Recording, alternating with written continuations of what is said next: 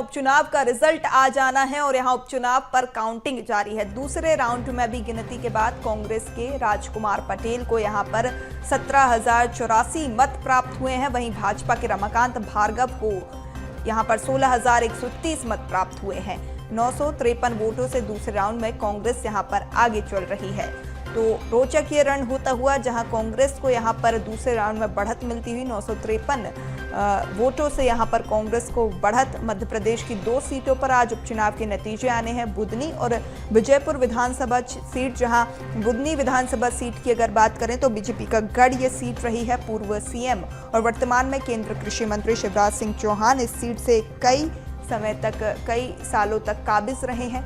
मध्य प्रदेश की ये 2 सीटें काफ़ी हाई प्रोफाइल सीट है। और अगर बात बुधनी की करें तो यहाँ पर राजकुमार पटेल को यहाँ 17,084 मत प्राप्त हुए हैं। वहीं भाजपा के रमाकांत भार्गव की बात करें तो यहाँ 16,131 मत प्राप्त हुए हैं। 953 वोटों से यहाँ दूसरे राउंड में कांग्रेस आगे चल रही है।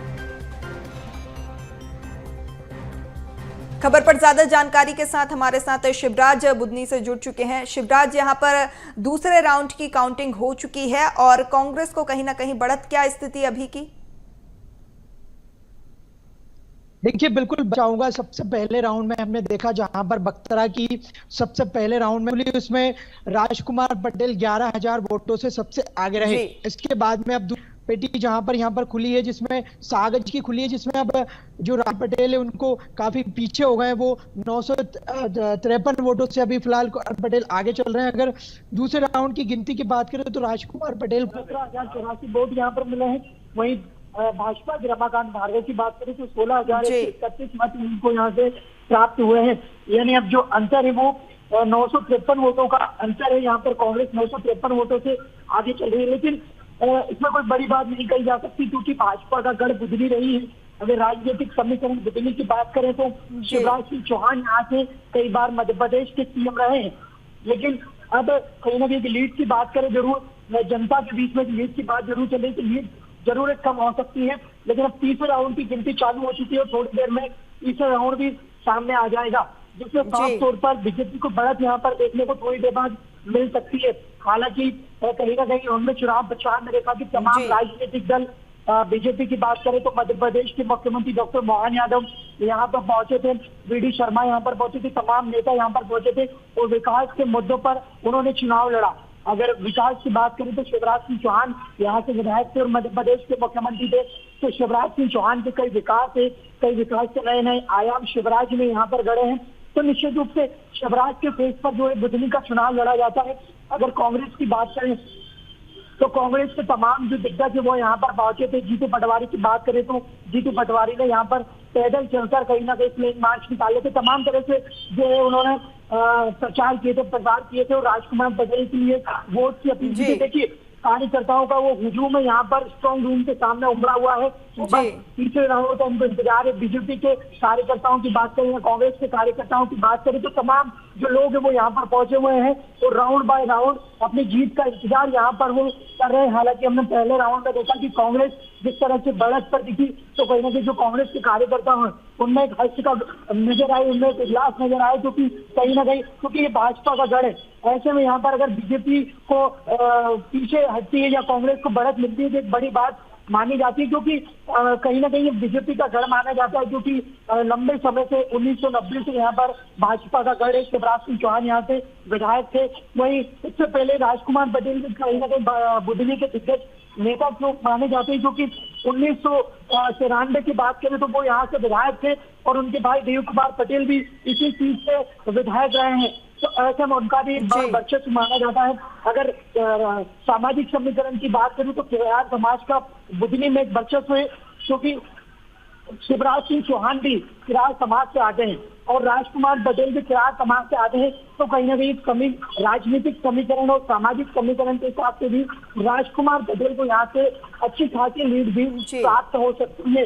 लेकिन अगर जीत की बढ़त की बात करें तो निश्चित रूप से कांग्रेस ने पूरी कोशिश करी है, लेकिन चूंकि भाजपा का गढ़ है, ऐसे में कांग्रेस को एक बड़ी मुश्किल का सामना यहाँ पर जरूर करना पड़ रहा है। जी शिवराज, जिस तरीके से खासा उत्साह कांग्रेस कार्यकर्ताओं में देखने को मिल रहा है, कोई प्रतिक्रिया कांग्रेस की ओर से सामने आई हो अभी तक, क्योंकि दूसरे राउंड तक कांग्रेस यहां पर आगे? देखिए बिल्कुल बताना चाहूंगा मैं इस देखिए जो साफ तौर पर जो जनता का है, जो कार्यकर्ताओं का, उससे साफ अंदाजा लगाया जा सकता है कि कांग्रेस के कार्यकर्ताओं में अच्छा खासा एक उत्साह है। वो इंतजार कर रहे हैं राउंड का। पहले राउंड में हमने देखा तो 11,000 वोटों से कांग्रेस आगे थी। राउंड में हमने देखा कि फिर 953 वोटों से कांग्रेस आगे। और ये सबसे बड़ी बात, ये शाहगंज की पेटी खुली है, यानी शाहगंज वो शाहगंज है जहां से रमाकांत निवास करते हैं, रमाकांत भार्गव वहां पर रहते हैं। तो निश्चित रूप से कहीं ना कहीं बात ये कही जाए तो बुधनी का जो रण है वो इस बार डगमगाता हुआ नजर आ रहा है, क्योंकि जो टक्कर है वो कांटे की टक्कर यहाँ पर, क्योंकि हमने देखा है कि दूसरे राउंड में भी कौन आगे है, जबकि शिवराज सिंह चौहान 2023 में यहाँ से चुनाव लड़े थे। जब पहले राउंड की गिनती थी उसी में शिवराज सिंह चौहान 12,000 आगे थे। दूसरे राउंड की गिनती थी तो शिवराज सिंह चौहान 30,000 वोटों थे। वही आंकड़ा इस बार कम हो गया है और अब दूसरे राउंड में भी 953 वोटों से आगे चल रही है। जी बिल्कुल शिवराज, जानने का प्रयास करिएगा, आपके पीछे बहुत सारे लोग हैं, कार्यकर्ता हैं, कितना उत्साह देखने को मिल रहा है और क्या उनकी प्रतिक्रिया? देखिए कार्यकर्ताओं को हुजूम है, हम उनसे साफ तौर पर यहाँ उनसे बातचीत भी करने की करेंगे, वो क्योंकि राउंड बाई राउंड का वो इंतजार यहाँ पर करते हुए नजर आ रहे हैं। और सब पर ये तस्वीरें है, देखिए हम उनसे बातचीत करेंगे। कहेंगे आप दूसरे राउंड में कांग्रेस तो हर राउंड में आगे चले। जब से काउंटिंग हो रही है किसी भी राउंड में कांग्रेस पीछे नहीं, क्योंकि शाहगंज उनका व्यक्तिगत घर था, इसलिए हमारी जो लीड 7,900 5,000 की वोट की हमारी लीड कम हो गई। अदरवाइज अभी भी हम 1,200 वोट से आगे हैं और चुनाव कांग्रेस जीतेगी तो जीतेगी। 13 राउंड का पूरा चुनाव है, क्या कहेंगे आप, कितना उत्साह नजर? समथिंग 20 होंगे इस बार, 367 पोलिंग है। और अब उत्साह आप देख लो, यहाँ से वहां तक कांग्रेस देखो, बीजेपी तो यहाँ मौजूद ही नहीं है, क्योंकि उनको पता है चुनाव हारना है। देखिए बताना चाहूंगा, देखिए ये कांग्रेस के कार्यकर्ता और तमाम जो कार्यकर्ता वो यहाँ पर पहुंचे हुए और उनका कहना है कि इस बार बीजेपी यहाँ से हार रही है। साफ तौर पर बात करें तो भाजपा का गढ़ है, ऐसे में कुछ कहा नहीं जा सकता। लेकिन हाँ, दूसरे राउंड की बात करें तो जरूर यहाँ से जो कांग्रेस है वो कांग्रेस को यहाँ पर बढ़त मिल रही है। शाहगंज की अभी कार्यकर्ताओं ने चर्चा की तो शाहगंज की तो साफ तौर पर ये सही बात है, क्योंकि रमाकांत भार्गव का निवास है। ऐसे में वहां से भी कांग्रेस को अगर बढ़े तो एक बड़ी कठिनाई जरूर यहाँ पर देखने को मिल रही है। जी शिवराज, जनता का रुख क्या है, क्योंकि कार्यकर्ताओं में तो कांग्रेस के खासा उत्साह नजर आ रहा है, जीत के लिए दूसरे राउंड से ही आश्वस्त नजर आ रहे हैं, लेकिन अगर जमीनी स्तर पर अगर हम समीकरण की बात करें तो क्या कुछ समीकरण बैठते हुए, झुकाव किस तरफ? देखिए बिल्कुल बताना चाहूंगा, देखिए सबसे पहले भी बताया था कि भाजपा का गढ़ है, यहाँ पर कोई भी चुनाव कांग्रेस के ने लड़े लेकिन सभी को हार का सामना करना पड़ा।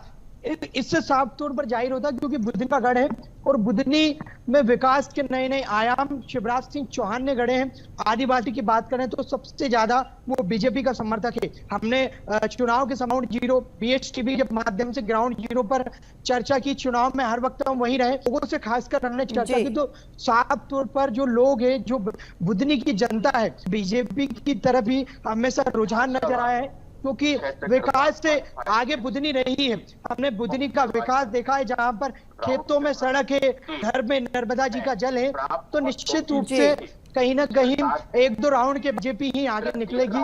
और जब हमने एग्जिट पोल की बात, निश्चित रूप से 40 से 50,000 वोटों से यहाँ पर बीजेपी कहीं ना निकल सकती है। जी बिल्कुल, नजर बनाए रखिएगा, अपडेट्स आपसे लेते रहेंगे। फिलहाल तमाम जानकारी साझा करने के लिए आपका बहुत शुक्रिया।